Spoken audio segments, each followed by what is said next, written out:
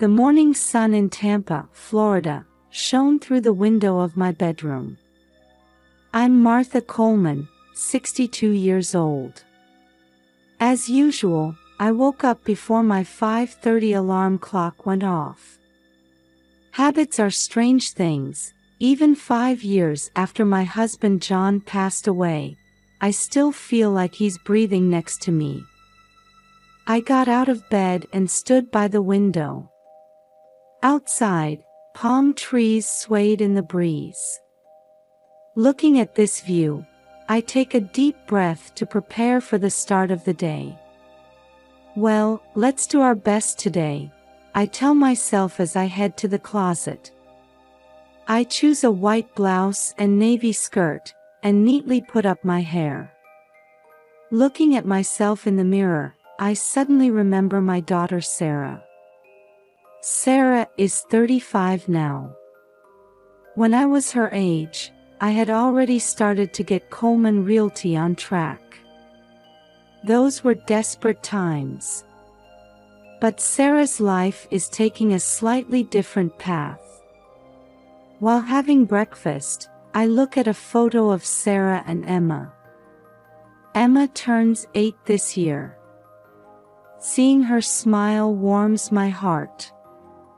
I was worried when Sarah became a single mother after her divorce, but Emma's birth brought joy to our family. Taking a sip of coffee, I smile wryly. I remembered Sarah's new husband, Tom. When I first met him, I was honestly concerned about the age difference. But seeing how Emma took to him made me feel a little more at ease. Tom, make sure you're here at 9 o'clock sharp, I mutter to myself. I hired him as an assistant at our company because I wanted to stabilize Sarah's life. By giving him a job when he was unemployed, I wanted to support the new family start. In the car on the way to the office, I was thinking about Emma's education fund account. I had just opened it at the bank the other day. I wonder if it was the right decision to let Sarah manage it. A bit of worry crosses my mind. But trusting your daughter is a parent's duty. She must be growing as a parent too.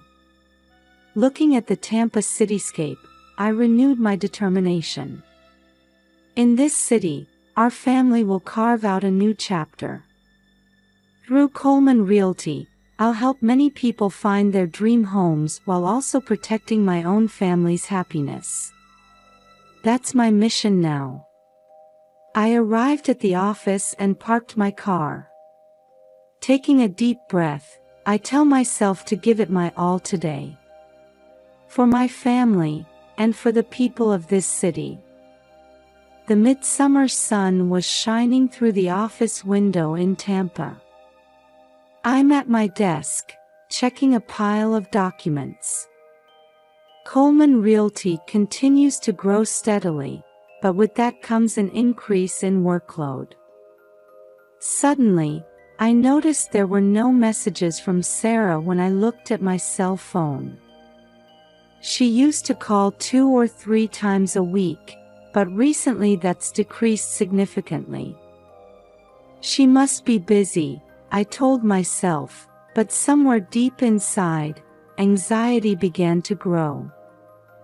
Mrs. Coleman, there's a call from Emma's primary school. My secretary Linda's voice brought me back to reality. Yes, I'll take it. As I picked up the receiver, I heard the voice of Emma's teacher, Mrs. Thompson. Mrs. Coleman, Emma has been absent for about a week, but we haven't received any communication from her family. Is there something going on? I was speechless for a moment. I hadn't heard anything from Sarah. I'm sorry. I'll check and call you back. After hanging up, I immediately tried calling Sarah, but couldn't get through. Anxiety spread in my chest. I decided to leave work early and head to Sarah's house. While driving, I was considering various possibilities. An accident, illness, or just negligence.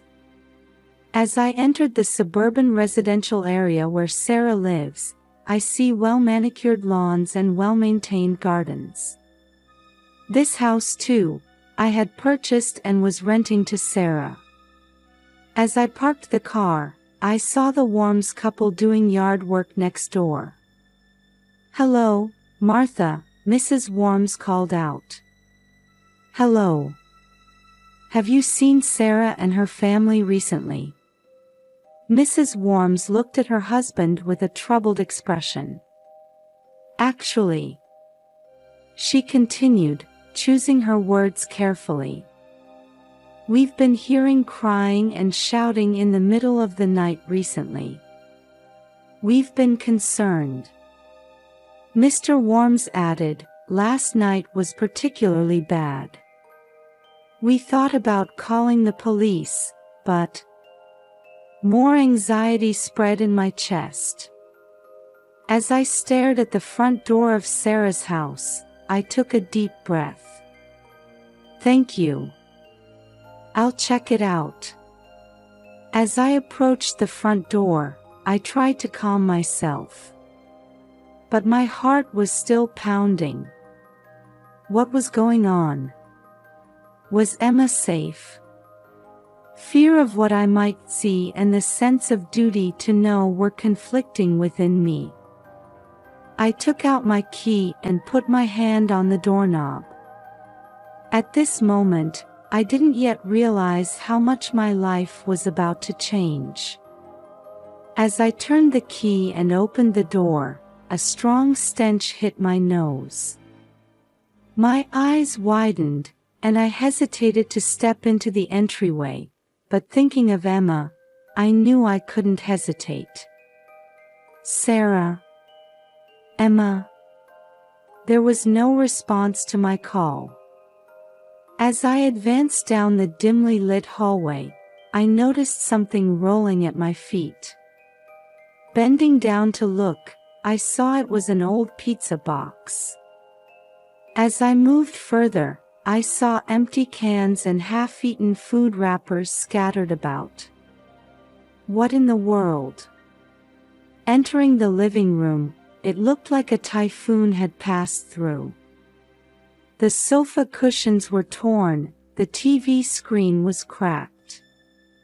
Clothes, magazines, and toys were carelessly thrown on the floor.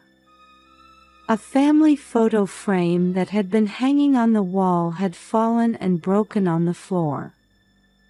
The smiling faces in that photo were so far removed from the current situation that I was at a loss for words. I could feel my heart rate increasing and my breathing becoming ragged. Where was Emma in this situation?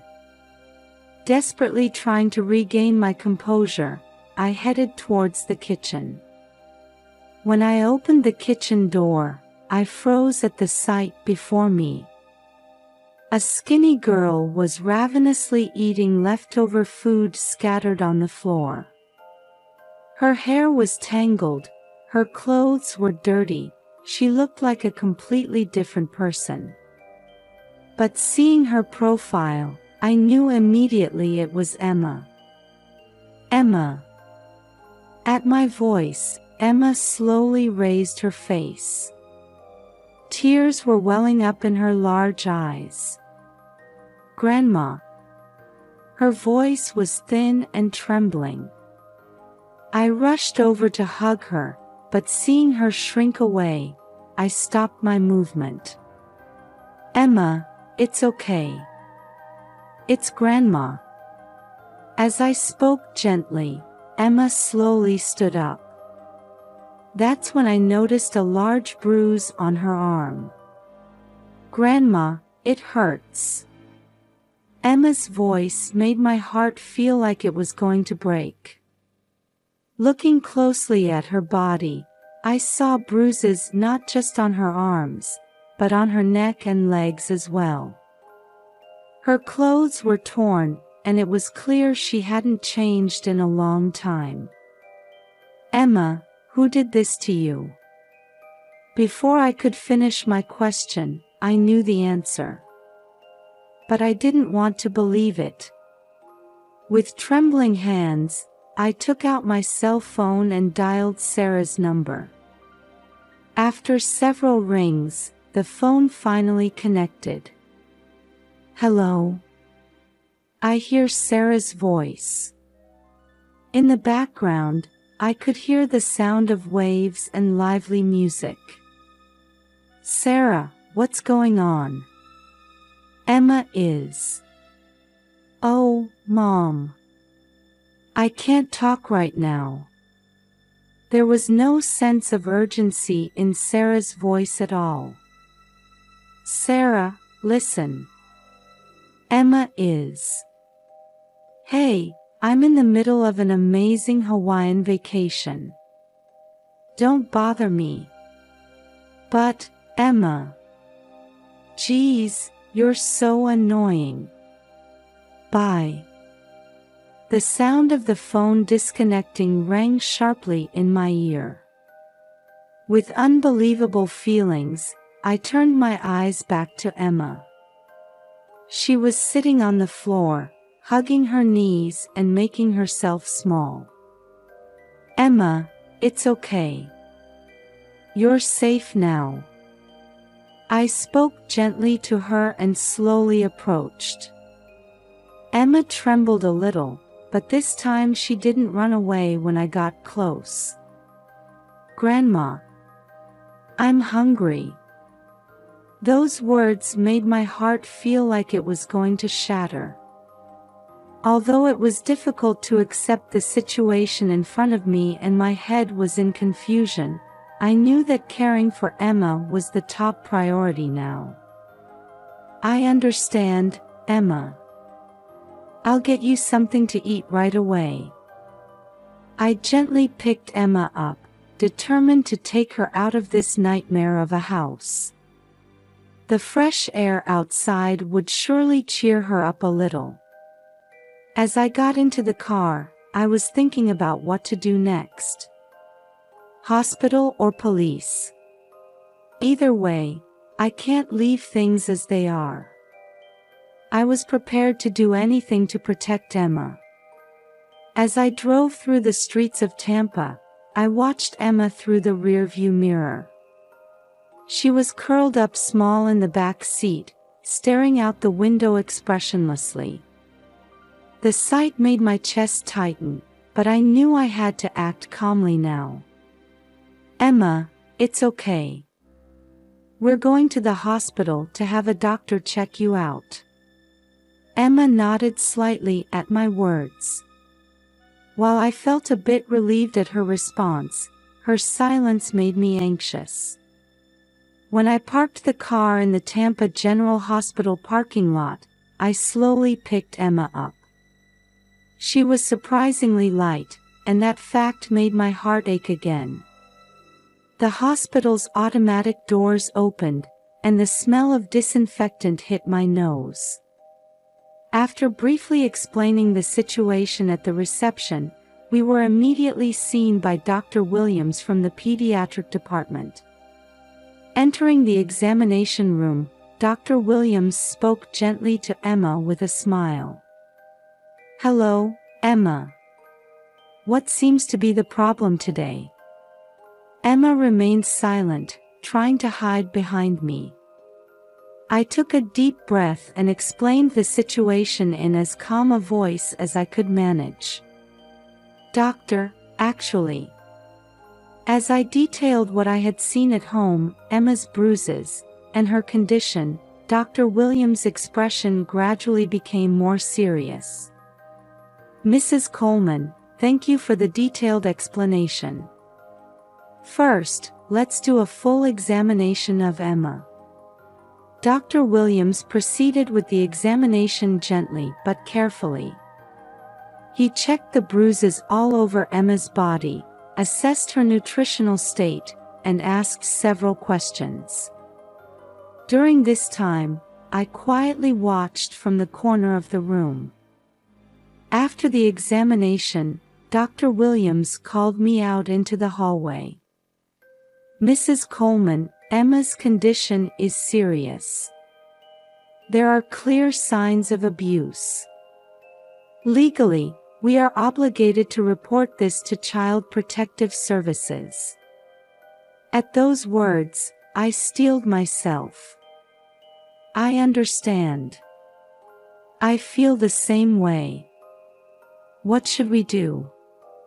A CPS representative will be here soon. In the meantime, we need to ensure Emma's safety." I said without hesitation, "I'll become Emma's temporary guardian. I'll do anything to protect her." Dr. Williams nodded in agreement. "I think that's the best option. CPS and the police will start an investigation, but it's important to place Emma in a safe environment during that time." The next few hours felt like a dream. The CPS representative arrived, and detailed interviews were conducted. Police officers also came and asked for an explanation of the situation. I repeated the same story multiple times, signed documents, and answered questions. During this time, Emma was sleeping in a hospital bed. Receiving an 4 drip and wearing clean hospital clothes, she looked a bit more relaxed. As night fell, things finally settled down. The CPS representative approved my temporary custody of Emma and informed me that a detailed investigation would be conducted. "Mrs. Coleman, the next few days may be difficult. But we need your cooperation for Emma's sake." I expressed my firm determination. "I understand. I'll do anything to protect Emma." Outside the window, the night view of Tampa spread out. Somewhere in this city, what are Sarah and Tom thinking? But now, I must only think about Emma, sleeping in front of me. I intend to do everything I can for her safety and happiness. That's my responsibility as a grandmother and as a human being. The journey from Tampa International Airport to Sarah's house felt long to me. A police patrol car was quietly following behind my car. Jennifer Black was also in the car with me, going over the final briefing. "Martha, it's important to stay calm. Getting emotional won't solve anything." I nodded deeply at Jennifer's words. However, it wasn't easy to suppress the emotions swirling in my chest. At dusk, we arrived in front of Sarah's house. The police officers quietly took up standby positions. The house was dark, and it seemed no one had returned yet. "Their plane should have arrived 30 minutes ago," I muttered. Just then, I saw taxi headlights in the distance. My heart rate increased. The taxi stopped in front of the house, and Sarah and Tom got out. They were talking and smiling, pulling large suitcases. Seeing them, the anger inside me flared up again. As Sarah took out her key and was about to open the door, I got out of the car. "Sarah, Tom." At my voice, they turned around in surprise. Behind them, the police officers also appeared. "Mom? Why are you here?" Sarah's voice trailed off. I could see the color draining from Tom's face. "What's going on?" Tom's voice was shaking. I took a deep breath and started speaking as calmly as I could. Both of you, there's something you need to explain. Let's go inside first. Under the watchful eye of the police officers, we entered the house. When we turned on the lights in the living room, the messy room was illuminated. Sarah and Tom seemed at a loss for words at the sight. "Emma, where is she?" Sarah finally spoke. "In the hospital. In the state you left her." At my words, Sarah's face turned pale. Jennifer stepped forward and began stating the facts matter-of-factly. "Sarah, Tom, you have committed serious crimes. First, child abuse. Emma's body had numerous bruises and was in a state of severe malnutrition." Tom tried to speak, but Jennifer continued. "And Tom, you embezzled over $100,000 from Coleman Realty. The funds for this trip came from there too, didn't they?" Tom's face turned blue, and he looked like he was about to stagger. "No, that's..." However, Jennifer mercilessly presented the evidence. "We have all the evidence. Bank records, expense reports, and even hotel reservation records." Tom slumped his shoulders and collapsed into a chair. "I admit it. I did it. But Sarah, you didn't know about this." Sarah looked at Tom with a surprised face but quickly averted her gaze. "Sarah, you're equally guilty," I said quietly but firmly. "You neglected Emma and overlooked the abuse. And you also used up her education fund." Sarah, on the verge of breaking down in tears, weakly argued. "That's not true. I just..." But she couldn't continue. One of the police officers stepped forward and said in a solemn voice, "Sarah Coleman, Tom Parker, you are under arrest on suspicion of child abuse. Tom Parker, you are also charged with embezzlement." As the Miranda rights were read and handcuffs were placed on them, I watched with mixed feelings. The decision to have my daughter arrested was one of the most painful in my life. However, I knew this was a necessary step for Emma's safety and happiness. As Sarah and Tom were put into the police vehicle, Sarah looked at me one last time. In her eyes, I saw a mixture of regret, fear, and something she wanted to say. But I couldn't understand her feelings. As I watched the police vehicle drive away, I said to Jennifer, "It's not over, is it?" Jennifer quietly nodded. "No, this is just the beginning of the real battle. But you can overcome it, Martha. For Emma's sake." Looking up at the moon in the night sky, I renewed my determination. The road ahead will certainly not be smooth. But I intend to move forward no matter what to bring back Emma's smile. The judge's voice echoed in the solemn atmosphere of the courtroom. The court officially grants custody of Emma Coleman to Martha Coleman. At that moment, tears welled up in my eyes. After a long legal battle, I could finally officially welcome Emma as a member of my family. Emma, sitting next to me, tightly gripped my hand with her small one. "Grandma, we'll be together forever now, right?" Looking into Emma's clear eyes, I quietly nodded. "That's right, Emma. From now on, Grandma will protect you."